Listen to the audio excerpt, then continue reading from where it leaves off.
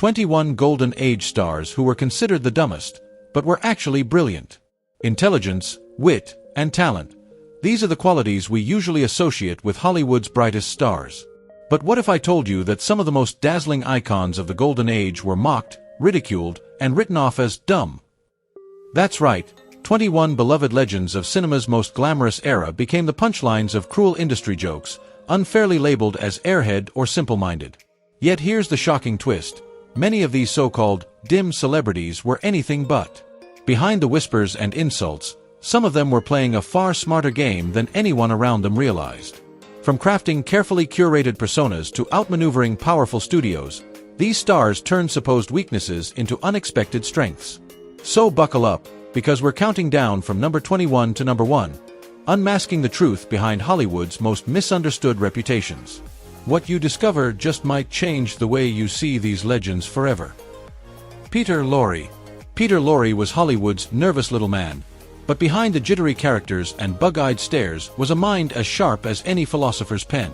Known for unforgettable roles in Casablanca and The Maltese Falcon, Lorre became the embodiment of anxious oddballs, an image fueled by gossip columns and glossy magazines that blurred the line between the actor and his characters. Yet the truth was far more fascinating. Born Laszlo Lowenstein in Austria-Hungary, Lorre was no mere character actor. He was a literary giant and intellectual force. Fluent in 8 languages, he could recite epic poetry in each, and in his youth, he had even worked alongside Sigmund Freud in early psychoanalytic research. His grasp of human psychology gave his performances uncanny depth, even as audiences focused only on his quirks and accent. During World War II, his brilliance proved invaluable.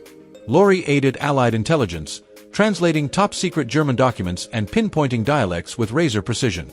Privately, he exchanged letters with literary giants like Thomas Mann and Bertolt Brecht, debating philosophy, politics, and art with an intensity few suspected he possessed. But Hollywood, trapped in its own stereotypes, refused to see beyond the facade. "They expect me to speak broken English and act nervous," he once confided to director Fritz Lang. "They'd be terrified to know I've read more Goethe than their professors." Audiences laughed at his eccentric Joel Cairo in The Maltese Falcon, never realizing they were watching a man who could discuss medieval poetry in 6 languages and who secretly penned plays later celebrated in European theater. Behind the mask of the nervous little man was a master of language, literature, and performance, a genius hidden in plain sight. Carmen Miranda. Carmen Miranda, the dazzling Brazilian bombshell, wasn't just a Hollywood spectacle. She was a master strategist hiding in plain sight. With her flamboyant fruit hats and rapid-fire English laced with a heavy accent, Hollywood painted her as a cheerful, exotic caricature. To many, she was little more than a novelty act. One critic even compared her talent to that of a banana. But behind that playful mask was a razor-sharp mind orchestrating every move. The truth. Carmen wasn't even born in Brazil, but in Portugal. Her Brazilian persona was a carefully constructed performance tailored for American appetites, and the iconic fruit hat wasn't some cultural relic. It was a self-made branding tool, a genius trick to stand out in the spotlight. Far from being exploited, Miranda bent the very system that tried to exploit her. She secured unheard-of deals, negotiating script approval and even a cut of merchandising profits, decades ahead of her time. When Fox tried to lowball her salary, she didn't crumble, she retaliated. Launching her own Broadway show in 1939, she raked in over $4 million, forcing the studio to bow to her demands. Studio executives often assumed she barely understood English, only to be stunned when she switched to flawless fluency mid-meeting, outmaneuvering them before they even realized what had happened. "I make my mistakes on purpose," she once admitted, pulling back the curtain on her act. By 1945, Carmen Miranda wasn't just Hollywood's brightest star. She was the highest-paid woman in the entire United States, even out-earning the president. To audiences, she was an exotic entertainer. In reality, she was a brilliant businesswoman who turned Hollywood's stereotypes into stepping stones for her own empire. Steppen Fetchett. Steppen Fetchett, the man history remembers as Hollywood's laziest star, was anything but lazy. Born Lincoln Perry, he became infamous for playing the shuffling, slow-witted caricature of a black man, a role that embodied one of the most demeaning stereotypes Hollywood ever produced. On screen, his characters mumbled, avoided work, and seemed to confirm every racist assumption of the era. By today's standards, those performances are deeply troubling. Yet behind that mask was no fool. Perry was sharp, educated, and fiercely strategic. He recognized the ugly truth of the 1920s film industry. The only way a black actor could appear on screen was by conforming to roles steeped in humiliation. Instead of fighting a rigged system head-on, Perry turned it into a business opportunity. Off camera, he was articulate and calculating. He wrote for the Chicago Defender, studied contract law, and astonished studio executives with his command of film finance and distribution. Expecting a simpleton, they instead faced a businessman who once bragged, "I've got them paying me $1,000 a week," at a time when most Americans earned less than $2,000 a year. By leaning into a role designed to degrade him, Perry became Hollywood's first black millionaire. He bought a mansion, employed white servants, and flipped the racial hierarchy on its head. His legacy remains complex. Perry cemented harmful stereotypes, but he also mastered the cruel system that demanded them, using its own biases to carve out wealth and power. Beneath the act of the laziest man in Hollywood was a tireless worker, quietly laying the groundwork for future generations of black performers who would no longer have to play the fool to succeed. Betty Greybel. Betty Greybel, the pinup girl who played Hollywood at its own game. Known for her million-dollar legs and wholesome smile, Greybel was packaged by the studio system as the all-American sweetheart, pretty, pleasant, and content to bask in fame. Fan magazines painted her as a simple starlet, more charm than brains. But behind that dazzling smile was a sharp mind and one of the savviest negotiators of her era. Studying box office numbers and financial reports, Greybel realized something the studios didn't want her to know: her films consistently out-earned almost everyone else's. Armed with that knowledge, she turned the tables on 20th Century Fox. The result was a groundbreaking contract, a $7,500 weekly salary, worth around $125,000 today, along with unheard-of creative control. She had a say in scripts, directors, and even the lighting that showcased her most famous asset, those legendary legs. Unlike her peers who cranked out films at a punishing pace, Greybel limited herself to just 2 movies a year. Each became an event, protecting her health while driving up demand and box office returns. "They think I'm just a girl with nice legs who got lucky," she once quipped. Let them think that. By the time she retired, she had quietly amassed a fortune greater than many of Hollywood's so-called serious actors. Beneath the pinup gloss was a brilliant strategist, a woman who proved that in the golden age of Hollywood, brains could be just as powerful as beauty. Red Buttons. Red Buttons, the comedian everyone thought was just a lovable fool, was, in truth, one of Hollywood's most surprising intellectuals. With his boyish grin, high-pitched voice, and silly catchphrase, "Strange things are happening," he built a career playing dim-witted characters the audience adored. So when he shocked the world by winning an Oscar in 1957 for his heartbreaking performance in Sayonara, people couldn't believe the same clown could deliver such raw depth. But behind the curtain, the man born Aaron Schwott in New York was living a very different life. He wasn't just an actor, he was a scholar. His dressing rooms looked less like green rooms and more like libraries, crammed with philosophy, literature, and cultural theory. While other stars lounged between takes, Buttons was studying ancient Greek, reading Dante in medieval Italian, or wrestling with Talmudic passages so complex that even rabbinical students came to him for guidance. Director Joshua Logan recalled being floored on the Sayonara set in Japan when Buttons casually quoted Zen Buddhist texts from memory, leaving the Japanese actors stunned by his depth of understanding. "I play the fool to pay the bills," Buttons once admitted. "But I read Aristotle to feed my soul." That contrast defined his career. To the public, he was the goofy comic with the funny voice. Privately, he was one of Hollywood's most cultivated minds. Red Buttons lived his life in 2 worlds, earning laughs on stage while quietly feeding a scholar's hunger for truth behind the scenes. Zasu Pitts. Zasu Pitts. The fluttering spinster who fooled Hollywood but built a fortune. With her quivering voice, anxious eyes, and nervous, fluttering hands, Pitts carved out a career playing flustered, bewildered women who seemed barely able to tie their own shoes. Fan magazines painted her as sweet but scatterbrained, an on-screen ditz who carried her quirks into real life. But behind that carefully crafted image was something no one expected, a razor-sharp mind for business. While her peers poured everything into chasing roles and applause, Pitts was quietly studying zoning laws, property values, and city maps. Beginning in the 1920s, She built a real estate empire across Southern California with a precision that would have impressed Wall Street. She had a gift for spotting undervalued neighborhoods before they exploded, buying cheap and waiting patiently until the land became gold. In one brilliant move, she bought several blocks in what would later become one of Beverly Hills' most exclusive enclaves, long before the public even knew infrastructure was coming. "Most people think I'm afraid of my own shadow," she once joked to a real estate lawyer. "That works in my favor. No one suspects I'm calculating the future." That underestimated persona became her secret weapon, allowing her to slip into negotiations unnoticed and walk away with deals others never even saw.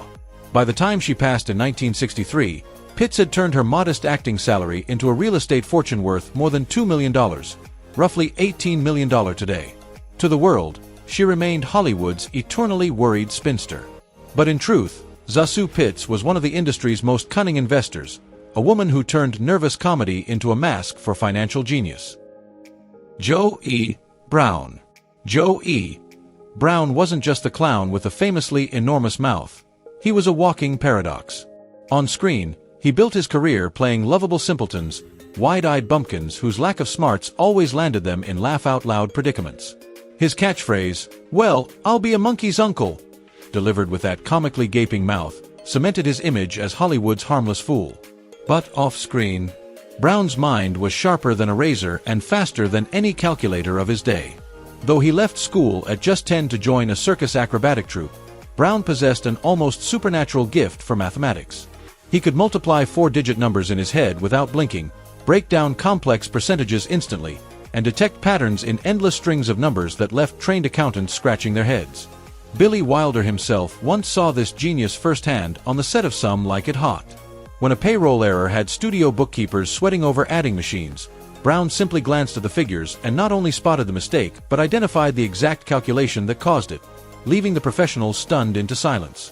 This wasn't a party trick. Brown used his gift with numbers to survive and thrive in ways few entertainers did. While the 1929 stock market crash ruined fortunes overnight, Brown calmly analyzed the chaos, applied his own mathematical model, and not only preserved his wealth, he multiplied it. Quietly, even Wall Street firms began consulting him when markets went wild. And during World War II, the so-called dim-witted clown was secretly working with military planners, designing logistical systems for troop movements so efficient they became standard practice. Years later, Brown would laugh about the contrast. "On screen, I'm the guy who can't count his fingers and get the same number twice. Off-screen, I could calculate the trajectory of a rocket if I needed to." In truth, the gap between Joe E. Brown's public buffoonery and private brilliance was staggering.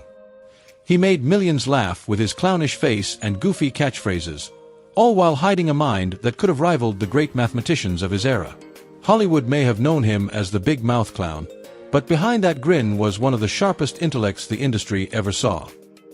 Marie Wilson. Marie Wilson may have played the ditzy blonde to perfection, but behind the laugh track was a woman who knew exactly what she was doing. As Irma Peterson on My Friend Irma, she became one of the most recognizable comedic voices of the 1940s and 50s. Her clueless charm was so convincing that fans genuinely thought she wasn't very bright. Some even spoke to her slowly, as if she shared her character's lack of wit. But that was the ultimate joke. Off-screen, Wilson wasn't just acting. She was producing, negotiating, and shaping her own destiny. Unlike many women in Hollywood at the time, Wilson demanded more than a paycheck. From the very beginning of My Friend Irma in 1947, she negotiated for a cut of the merchandising and adaptation rights. When CBS executives tried to claw those rights back, she didn't blink. She hired her own lawyer, stood her ground, and walked away with a deal that would eventually make her richer than her acting salary ever could. Wilson also had a hand in the show's creative DNA. She worked with writers to fine-tune Irma's malapropisms and comic timing, treating stupidity like a science. Every laugh was carefully crafted, every mix-up rehearsed to perfection. By the time My Friend Irma exploded into television, movies, comics, and merchandise, Wilson was cashing in on a role that others assumed had made her a fool. "People think I'm dumb because I play dumb," she once said. "That assumption helped me build wealth while others fought for a better paycheck." Behind the wide-eyed, empty-headed character was a shrewd businesswoman who turned comedy into currency and built an empire by outsmarting those who underestimated her. Mickey Rooney. Mickey Rooney, the eternal child with the soul of a master composer. On screen, he was Hollywood's forever boy, playing the lovable teen Andy Hardy well into his 20s, his boundless energy and whirlwind romances cementing his image as a man who never grew up. But behind the curtain of boyish antics was a secret few ever knew. Rooney was a musical prodigy. With no formal training, he sat at the piano and conjured symphonies out of thin air. In 1943, Leonard Bernstein himself was stunned when Rooney improvised a piece that danced between Debussy's Delicacy and Gershwin's Jazz Fire with such perfection. Bernstein was convinced it had been memorized, not born in the moment. Yet Rooney wasn't just dabbling, he was creating. He composed entire film scores, though studios erased his name to preserve his goofy kid image. For The Big Wheel in 1949, it was Rooney who wrote the lush orchestral soundtrack, but the credit went to the studio's music director. "They don't want the public to know I'm writing fugues between takes," Rooney once confided to fellow composer André Previn. His brilliance reached even further. He wrote classical works, including a string quartet performed anonymously by the Los Angeles Philharmonic, earning critical praise without anyone knowing whose hand had guided the notes. To the world, he was the perpetual adolescent, impulsive, playful, and unrefined. But in truth, Mickey Rooney carried within him the mind of a sophisticated composer, a hidden genius forced into silence so that Hollywood's myth of eternal youth could live on. Martha Raye. Martha Raye, the woman Hollywood called the Big Mouth, was far more than a brash comedian with a wide grin. On stage, she played loud, goofy characters, seemingly all energy and no brains. Fan magazines painted her as a simple, over-the-top entertainer, but behind that showbiz mask was a woman of fierce courage and razor-sharp intelligence. Long before the limelight, Raye trained as a nurse. And when war called, she answered. She didn't just perform in safe USO shows, she went where few dared to go. Through 3 wars, she traveled into combat zones, side by side with special forces, tending to the wounded under fire. During the Vietnam War alone, she made 9 separate tours to remote, dangerous camps, earning the soldiers' devotion and the nickname they said with love and reverence, Colonel Maggie. Her skill went far beyond medicine. General William Westmoreland himself praised her uncanny ability to read tactical maps and anticipate troop movements, sometimes better than junior officers. In 1968, it was Raye, not a soldier, who spotted a weak point in a forward base's defenses. Guard posts were repositioned, and not long after, the base successfully repelled an enemy attack. Yet, to the world, she still laughed and played the fool. "On stage, I'm the loud, simple comedian," she once said. "But in real life, I do what needs to be done." That duality defined her, comic to the public, warrior to the men whose lives she helped save. When she died in 1994, the military buried her with full honors, a salute not just to her service, but to the woman who proved she was much more than Hollywood's Big Mouth. She was a patriot, a healer, and a quiet hero whose legacy reached far beyond the stage. Shmp Howard. Shmp Howard, often dismissed as the ugliest stooge, was hiding a secret no one expected. He was a financial genius. On screen, Shmp was the bumbling, scatterbrained comic with wild hair and odd gestures, a man who seemed born for slapstick. Fans and critics alike assumed he was simply playing himself, goofy, clueless, and harmlessly silly. But away from the cameras, Shmp was something entirely different, a disciplined financial wizard with the mind of a strategist. While Hollywood stars of his era blew fortunes on mansions, cars, and excess, Shmp kept meticulous ledgers, devised his own investment analysis methods, and mastered tax strategies that impressed even professional accountants. When the stock market collapsed in 1929, instead of losing everything like so many others, Shmp seized the moment. Using a mathematical model he had developed to forecast market volatility, he scooped up undervalued stocks and prime real estate at rock-bottom prices. What ruined others made him rich. By the 1940s, his sharp financial instincts had earned him quiet respect from Wall Street professionals and fellow actors alike. William Holden once remembered Shmp passing the time between takes by dissecting stocks and commodities with uncanny accuracy. Shmp himself summed it up best. "On set, I'm the fool. At the bank, I'm the genius." When he passed in 1955, his estate was valued at roughly $750,000, equivalent to nearly $7 million today, outpacing the fortunes of many of Hollywood's most serious stars. The man the world laughed at as the clumsy stooge was, in truth, a master of money hiding in plain sight. Lucille Ball. Lucille Ball, the scatterbrained housewife who secretly built a television empire. To millions, she was Lucy Ricardo, the lovable but ditzy redhead whose wild schemes always needed rescuing from her husband Ricky. Audiences blurred the line between actress and character, believing Lucille was just as impulsive and scatterbrained off-screen. But behind the laughter stood a woman of razor-sharp vision and unmatched business savvy. Together with her husband Desi Arnaz, Ball co-founded Desilu Productions. Yet it was her bold instincts that transformed the company into a television powerhouse. When I Love Lucy began, she fought to film the show on 35mm in Hollywood, defying CBS executives who wanted it live in New York. Lucille alone foresaw the treasure of reruns and syndication, securing the rights that would generate untold profits for decades. After divorcing Arnaz in 1960, she didn't just keep her place, she bought him out, becoming the first woman in history to run a major TV studio. Under her command, Desilu birthed groundbreaking shows like Star Trek and Mission Impossible. Projects executives doubted, but Lucille championed until they became legends. "I may play a dizzy redhead," she once said, "but I've got a brain for business." The line was more than a quip, it was her truth. Far from scatterbrained, Lucille Ball was a visionary who reshaped television, proving that comedy's brightest star could also be its fiercest mogul. Oliver Hardy. Oliver Hardy, remembered as the rotund half of the legendary duo Laurel and Hardy, perfected the role of the pompous buffoon.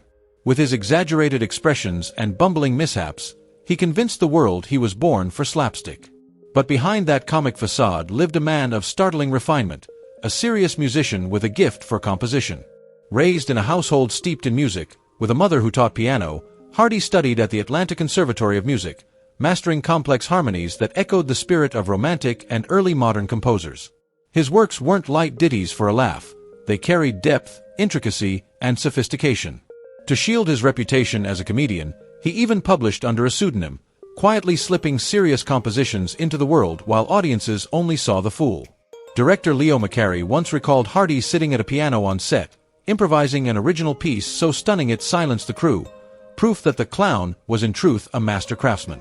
Beyond music, Hardy spoke fluent Spanish, Italian, and French, skills that allowed him to oversee Laurel and Hardy's international productions while his partner focused on scripts. Yet, Hardy himself admitted the cruel irony: "The public wants me fat and foolish. They would never accept music from the man they laugh at."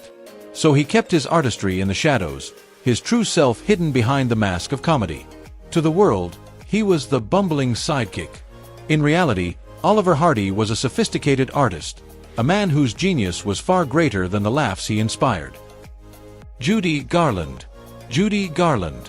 The emotional wreck who was, in truth, a brilliant strategist. For decades, the world has remembered her as a fragile victim, an exploited starlet undone by addiction and heartbreak. Fan magazines and sympathetic biographies painted her as incapable of managing her own destiny. But that version of Garland tells only half the story. Behind the tears and trembling voice was a woman with razor-sharp business instincts. When MGM fired her in 1950, a move many believed would finish her, Garland refused to fade away. Instead, she engineered one of the boldest comebacks in show business. She didn't settle for smoky nightclub corners, she aimed higher. By storming grand concert halls once reserved for opera and symphonies, she redefined the idea of a popular entertainer. Her 1951 triumph at London's Palladium and her record-shattering run in New York weren't accidents. They were calculated moves, designed to showcase her voice to the masses on a scale Hollywood had denied her. She was equally innovative off-stage. Garland insisted on tailoring performances to each venue, mastered the art of live recordings, and promoted them with precision. In 1963, she went even further, creating her own production company, Kings Row Enterprises, and producing The Judy Garland Show. Though the series was short-lived, she had secured ownership of her work, a revolutionary stance on intellectual property that artists today fight to achieve. "Emotionally, maybe I am fragile," Garland once admitted, "but in business, I know my worth." And she proved it. Far from the helpless victim history tried to script her as, Judy Garland was a visionary entrepreneur who understood her audience, her power, and her market, paving a path future stars would follow. Lou Costello. Lou Costello, the so-called stupid half of Abbott and Costello, was anything but a fool. On stage, he perfected the role of the bumbling, wide-eyed child who drove Bud Abbott to frustration, forever immortalized with his confused stare and the catchphrase, "Hey, Abbott!" Audiences believed the act completely, convinced Costello was the dim-witted partner to Abbott's straight-laced wit. But away from the spotlight, Costello revealed a mind that stunned even seasoned accountants and Hollywood dealmakers. He was, in truth, a mathematical prodigy. Costello could perform lightning-fast mental calculations, unravel complex statistical probabilities in seconds, and detect financial patterns most professionals missed. During contract negotiations, while Abbott leaned on lawyers, Costello dissected legal jargon on the fly, spotting hidden clauses and predicting box office grosses with uncanny precision, often down to the last cent. His agent once marveled that Costello could calculate a film's future earnings simply by glancing at seating charts and early ticket sales. This same gift shaped his comedy. Every pause, every stumble, every perfectly timed gag was not accidental. It was mathematically measured for maximum laughter. Behind the curtain, Costello even advised directors on camera setups and comedic framing, ideas so sharp that crew members often assumed they came from technical experts. "I'm not stupid," he once said. "I just play stupid." The world saw a lovable clown. But in truth, Lou Costello was a razor-sharp mind, a hidden genius whose mastery of numbers elevated not only his career, but the very craft of comedy itself. Marian Davies. Marian Davies. The woman history tried to reduce to just a mistress, but who was far more than William Randolph Hearst's pretty companion. For decades, Davies has been remembered through the distorted lens of Citizen Kane, where the character modeled after her was painted as a shallow, talentless singer propped up only by Hearst's fortune. That myth has clung to her legacy like a shadow. But the truth tells a different story. Davies was, in fact, one of Hollywood's sharpest comedic actresses. In films like Show People and The Patsy, her timing and physical humor rivaled the brilliance of Chaplin himself. Yes, Hearst misguidedly pushed her toward dramatic roles that didn't suit her, but on her own, she dazzled audiences with wit, charm, and an instinct for comedy that critics now recognize as groundbreaking. And Davies wasn't just an entertainer, she was a strategist. Behind the glittering parties and lavish lifestyle, she quietly built a fortune through savvy real estate investments and blue-chip stocks, all chosen with careful calculation. When the Great Depression nearly toppled Hearst's empire, it was Marian who stepped in. She sold off jewelry, liquidated assets, and personally loaned him millions, not out of blind devotion, but because she understood the long-term value of saving his empire. Friends like writer Anita Luce praised her quick mind and social brilliance, while director King Vidor recalled her declaring, "I would have been successful without William, just in different ways." That line alone reveals her spirit. She knew she was more than a man's mistress, more than a Hollywood myth. Marian Davies was a gifted actress, a shrewd investor, and a woman of intelligence and independence whose story has been buried under scandal and legend. Far from being Hearst's creation, she was her own success, and its time history gave her the credit she earned. Gracie Allen. Gracie Allen, long branded comedies Dizzy Dame, was in fact the quiet mastermind behind one of entertainment's greatest acts. For more than 3 decades, audiences laughed at her scatterbrained logic as George Burns played the sharp straight man. To the world, she was the clueless wife. But behind the curtain, Gracie was the genius who made the whole act work. Her illogical logic wasn't random, it was razor-sharp wordplay that demanded wit and precision. Burns himself later confessed, Gracie was really smart. She pretended to be dizzy because it got laughs. I pretended to be smart and nobody laughed. Originally, they tried it the other way around, with George as the fool, but it fell flat. Gracie instantly recognized the bias of 1920s and 1930s audiences. A confused woman got bigger laughs than a confused man. She leaned into that prejudice and turned it into brilliance. Behind the scenes, she rewrote scripts, perfected timing, and crafted the rhythm of their banter. Offstage, she was just as sharp, managing finances, steering publicity, and even orchestrating her famous 1940 mock presidential campaign, a stunt that kept millions tuned in for months. George Burns would later admit, "On stage, I was the smart one. In real life, she knew what was right about everything." The truth is clear, the woman the world knew as the Dizzy Dame was actually the smartest person in the room, both on stage and off. Hedy Lamarr. Hedy Lamarr wasn't just the most beautiful woman in the world, as MGM tirelessly promoted her. She was a mind decades ahead of her time. Hollywood reduced her to a glamorous ornament, casting her for her looks and filling magazines with beauty tips and gossip, all while ignoring her greatest gift, her intellect. Off-screen, Lamar was a self-taught inventor with a restless imagination. At the height of World War II, she joined forces with composer George Antheil to develop a frequency hopping system designed to keep radio-guided torpedoes from being jammed. Inspired by the keys of a piano, their 1942 patent outlined a method that would later become the backbone of Wi-Fi, Bluetooth, and GPS. Yet the U.S. Navy brushed her off, unable to believe that an actress could contribute anything meaningful to military technology. Recognition only came decades later, long after her patent had expired and the world had already built fortunes on her ideas. Though she never earned a dime, in 1997 Lamar finally received long-overdue honors, including the Electronic Frontier Foundation's Pioneer Award. With biting wit, she once remarked, "Any girl can be glamorous. All you have to do is stand still and look stupid." That line carried the sting of truth. Hollywood saw her beauty, but missed her brilliance. Today, her true legacy isn't in the films she made, but in the invisible threads of modern communication that connect the world, all born from the genius of a woman who refused to be just a pretty face. Judy Holiday. Judy Holiday was Hollywood's ultimate paradox, a woman the world thought was a dizzy blonde, yet behind the spotlight stood one of the sharpest minds of her generation. She won an Academy Award for her unforgettable role as Billie Dawn in Born Yesterday, playing a naive beauty who blossoms into self-awareness. The performance was so convincing that audiences assumed Holiday herself must be just as scatterbrained.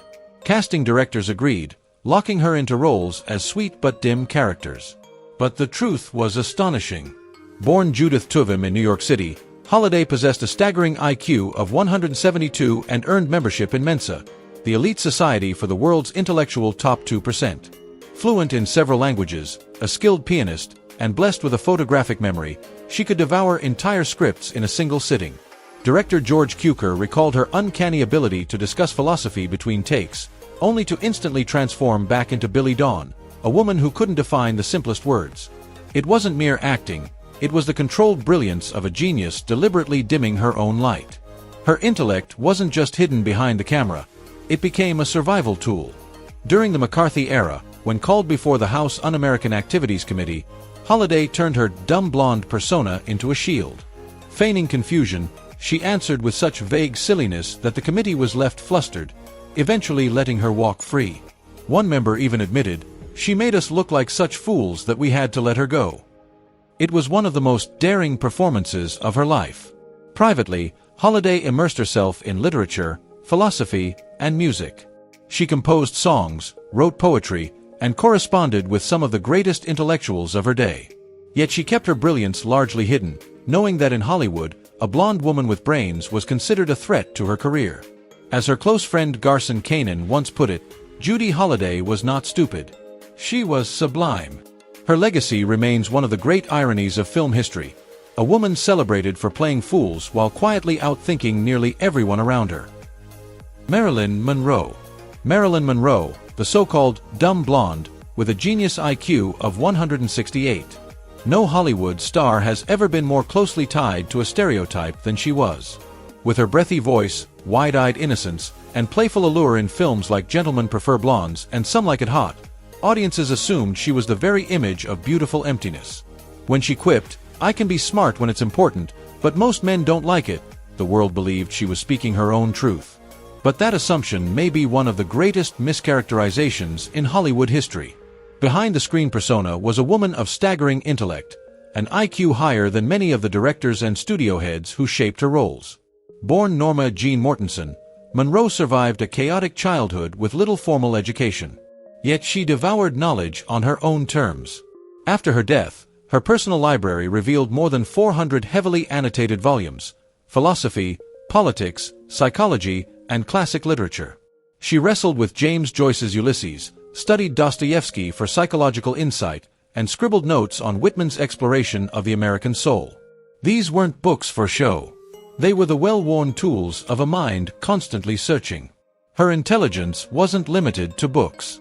Monroe shattered barriers when she launched her own production company in 1955, an unheard-of move for a woman in Hollywood's rigid studio system. It wasn't rebellion, it was strategy. She dissected her contract with 20th Century Fox, identified its weaknesses, and forced the studio to the negotiating table. When they resisted, she walked away, moved to New York, and built Marilyn Monroe Productions with photographer Milton Green. The studio caved, granting her unprecedented creative control. Green later admitted, "Marilyn understood contracts better than most executives I ever met. The lawyers thought they were outsmarting a dumb blonde. Instead, she outmaneuvered them all." Still, the label haunted her. "Please don't make me a joke," she once begged a reporter. "End the interview with what I believe." That quiet plea revealed the burden she carried, being underestimated, dismissed, and forever trapped in the shadow of a character she had only been playing. The truth is this: Marilyn Monroe was no fool. She was an extraordinary intellect, a savvy businesswoman, and a woman decades ahead of her time. Yet Hollywood's cruelest irony is that her genius was hidden behind the mask of simplicity she performed so flawlessly. And to this day, the gap between who she was and how she was seen remains one of the most tragic disconnects in entertainment history. Charlie Chaplin. Charlie Chaplin, the little tramp who turned out to be a towering genius. At number 1 on our list stands Chaplin, the man who gave the world an unforgettable figure, the sweet, childlike vagabond with a bowler hat, baggy pants, and a cane. To early audiences, he seemed like nothing more than a bumbling fool who stumbled through life with blind luck. Some even believed Chaplin wasn't acting at all, but simply being himself, a naturally funny, simple man. But nothing could have been further from the truth. Behind the endearing mask of the tramp was one of the greatest artistic minds of the Golden Age. Chaplin wasn't just an actor.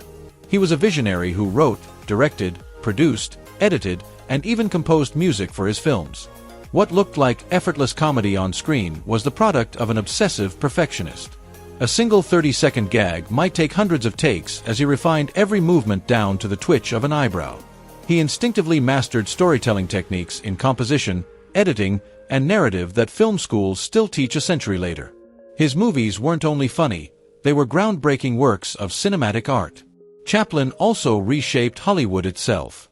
With Mary Pickford, Douglas Fairbanks, and D.W. Griffith, he co-founded United Artists, challenging the studio system and giving filmmakers unprecedented control over their own work.